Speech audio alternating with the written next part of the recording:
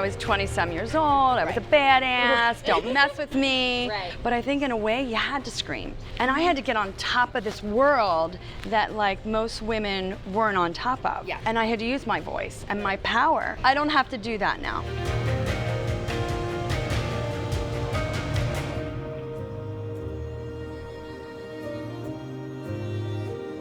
I feel like all around me, people were just like, you can't do vegan. And I'm like, yes, I can.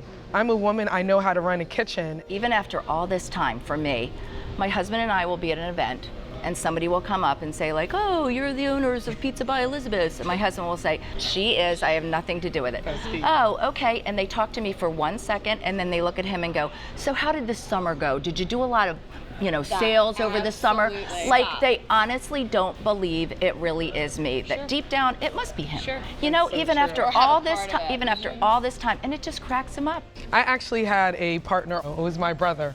And people come into Drop Squad Kitchen and they automatically just go to him. But it's my name on all the paperwork. And it takes a lot of humility, and we have done that just naturally as women. We're able to assert our position without having to emasculate somebody. But it all stems from the values that we have on the inside and that lack of fear.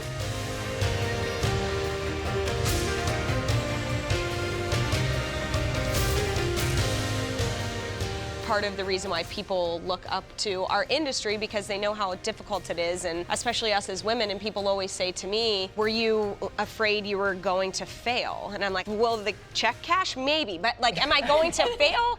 100% no. Before it was like, oh, that's a woman-owned restaurant.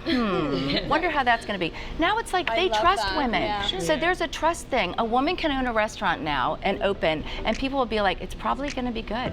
It just makes me really happy because now I have a lot more that I can look up to and just say to myself, if they didn't, why can't I? If they didn't give up, why can't I do it? I love it. Because now I don't have to struggle or worry about walking into a kitchen and feeling like I'm this tiny little girl that no one's going to listen to. I can just feel like I have a voice and that I can do whatever I want to succeed.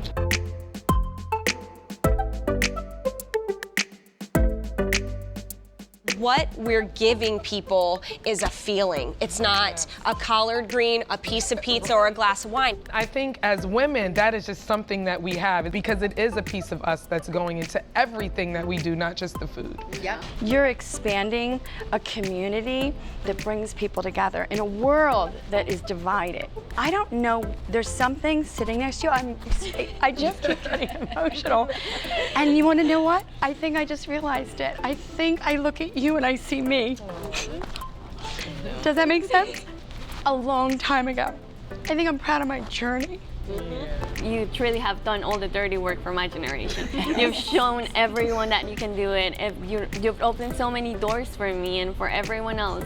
And I just want to tell you that I'm not afraid, and it's all thanks to you because you fought for this, and you've made it easier for me to not be afraid of anything. You've made me realize that there are no limits to what I can do, and there are no limits to what I can teach someone else. I love the connection that food brings, and you and your restaurants are examples of that, so thank you. Thank you.